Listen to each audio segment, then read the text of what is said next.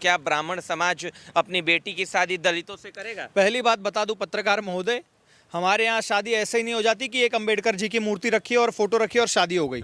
हम तो अपने सेम जो कास्ट होता है उसमें भी शादी नहीं करते। शुक्ला शुक्ला में शादी नहीं करता, पांडे पांडे में शादी नहीं करता। और भैया हम क्यों करें? हम मुसलमान थोड़ी है जो अपनी बहन को भाई के साथ ब्याह देंगे। हम तो दलितों को अपना भाई मानते भैया। और हमारे धर्म में, हमारे संस्कार में एक चीज सिखाया गया है कि भाई और बहन का रिश्ता नहीं होता। इसीलिए हम दलितों में विवाह नहीं कर सकते। अगर ये मूल्य हैं तो भैया करते रहे फिर अपने भाई बहन में शादी। देश के गृह मंत्री को वो बोले हैं, अमित शाह तेरी कब्र खुदेगी, योगी तेरी कब्र खुदेगी, मोदी तेरी कब्र खुदेगी जेएनयू की धरती पे। इसका मतलब सीधा सीधा कब्र का मतलब समझते हैं। हत्या करके जब ग्रेव में डाला जाता है उसे कहते हैं कब्र। ये हमारा दिल्ली पुलिस कहाँ है, हमारा होम मिनिस्ट्री कहाँ है?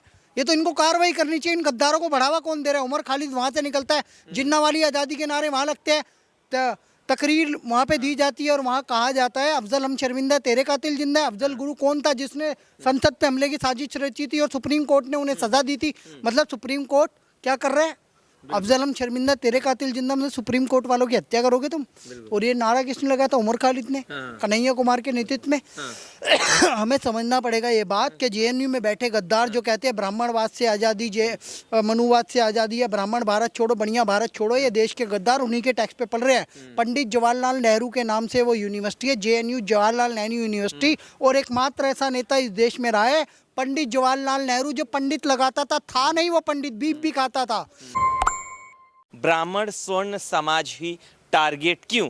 जेएनयू की बात करें या सड़क पे बात करें, हर जगह स्वर्ण ही टारगेट क्यों? इस पर बात करेंगे। हमारे साथ तमाम लोग मौजूद हैं। किस तरह देख रहे हैं, या जेएनयू हो या बाहर हो, स्वर्ण समाज ही टारगेट पर क्यों है? क्यों है? क्योंकि स्वर्ण, इन जितने भी लोग टारगेट कर रहे हैं, फिर चाहे वो वामपंथी हो और चाहे नीलांडो, इनको पता है कि अगर हिंदू धर्म की रक्षा कोई कर सकता है तो वो स्वर्ण समाज कर सकता है। क्योंकि इन्होंने खुद सलवार के दम पे तलवार ऑलरेडी पहनी हुई है पीछे पास्ट में। देख लो आप, सबसे ज्यादा अगर आप कन्वर्जन कोई देखो कि क्रिश्चियन मिशनरीज कहाँ जाती है सबसे ज्यादा, जहाँ ये लोग होते हैं। तो इनको पता है कि अगर सनातन धर्म को कोई बचा सकता है, सनातन धर्म को कोई उभार सकता है, तो वो है स्वर्ण समाज। चाहे आप शंकराचार्य का उदाहरण ले लो, सारे कन्वर्ट हो रहे थे लेकिन उसको बचाया किसने? शंकराचार्य ने। तो इनको पता है कि अगर स्वर्ण समाज रह गया, स्वर्ण समाज मजबूत हो गया, तो हम जैसे जो गंदे नीले पौधे हैं वो उग नहीं पाएंगे। इसीलिए स्वर्ण समाज को टारगेट कर रहे हैं। लेकिन इनको पता नहीं कि नीचे से लेकर ऊपर तक इनके बाप स्वर्ण समाज हमेशा वही रहे हैं। चाहे आप डॉक्टर बाबा साहब अम्बेडकर को ले लो, उनमें भी अम्बेडकर सरनेम स्वर्ण समाज का। और चाहे चंद्रशेखर रावण को ले लो, चंद्रशेखर भी ब्राह्मण और रावण भी ब्राह्मण। तो इससे समझ में आ जाता है कि ये हमारे ही गंदे बीज हैं। अच्छा, ये कहते हैं कि अगर दलित वाकई हिंदू है तो क्या ब्राह्मण समाज अपनी बेटी की शादी दलितों से करेगा? पहली बात बता दूं पत्रकार महोदय, हमारे यहाँ शादी ऐसे ही नहीं हो जाती कि एक अंबेडकर जी की मूर्ति रखी है और फोटो रखी है और शादी हो गई। हम तो अपने सेम जो कास्ट होता है उसमें भी शादी नहीं करते। शुक्ला शुक्ला में शादी नहीं करता, पांडे पांडे में शादी नहीं करता। और भैया हम क्यों करें? हम मुसलमान थोड़ी है जो अपनी बहन को भाई के साथ ब्याह देंगे। हम तो दलितों को अपना भाई मानते भैया। और हमारे धर्म में, हमारे संस्कार में एक चीज सिखाया गया है कि भाई और बहन का रिश्ता नहीं होता। इसीलिए हम दलितों में विवाह नहीं कर सकते। अगर ये मूल्य हैं तो भैया करते रहे फिर अपने भाई बहन में शादी। बिल्कुल। क्या कहना चाहेंगे जिस तरह से जेएनयू में लगातार जेएनयू से ब्राह्मण विरोधी नारेबाजी हो रही है? कुछ नहीं उखाड़ पाएंगे पत्रकार महोदय। मैं तो शुरू से कह रहा हूँ, जेएनयू मतलब जिहादी नरिशिंग यूनिवर्सिटी।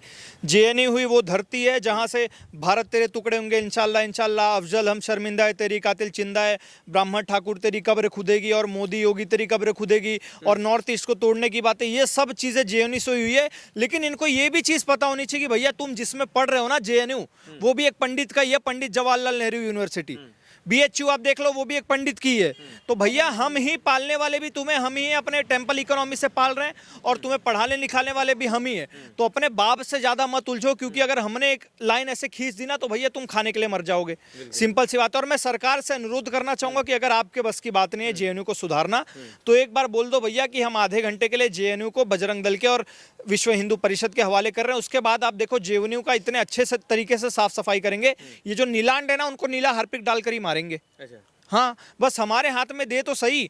तुम हमें SC/ST से बांध रहे हो, तुम हमें UGC से बांध रहे हो। सरकार भी डरती है भैया स्वर्ण समाज से। इनको पता है कि ये जो 3% है, वो जितने भी ये 97% बचे हुए हैं वो सबकी ऐसी तैसी कर सकती है।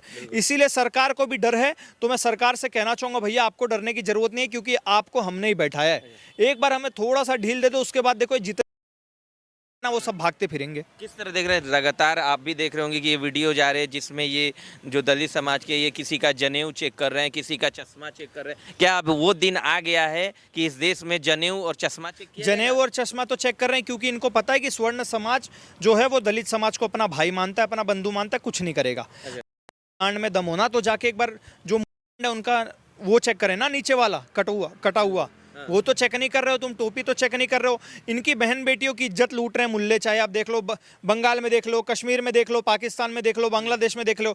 धर्म परिवर्तन इनका जबरदस्ती करवा रहे हैं मुल्ले, लेकिन ये लड़ किससे रहे हैं? स्वर्ण समाज से, क्योंकि इनको पता है कि भैया एक ही समाज ऐसा है जो हमें एक भाई की तरह मानता है, जो हमें एक बेटे की तरह मानता है, वो हमें कुछ नहीं करेगा।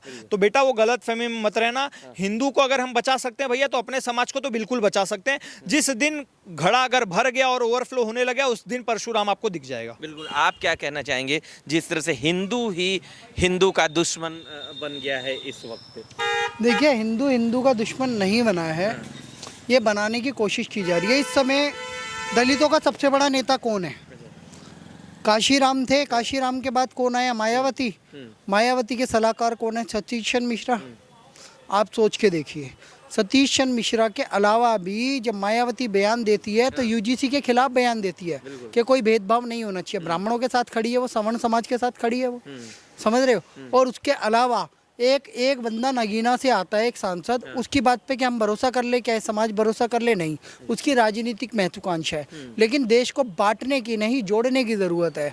क्योंकि जब जब देश बटा है, जब जब ये जय भीम के नारे लगा के पाकिस्तान या बांग्लादेश बना है, तो वहाँ पे जो आबादी गई थी 22%, वो 1% रह गई है पाकिस्तान में।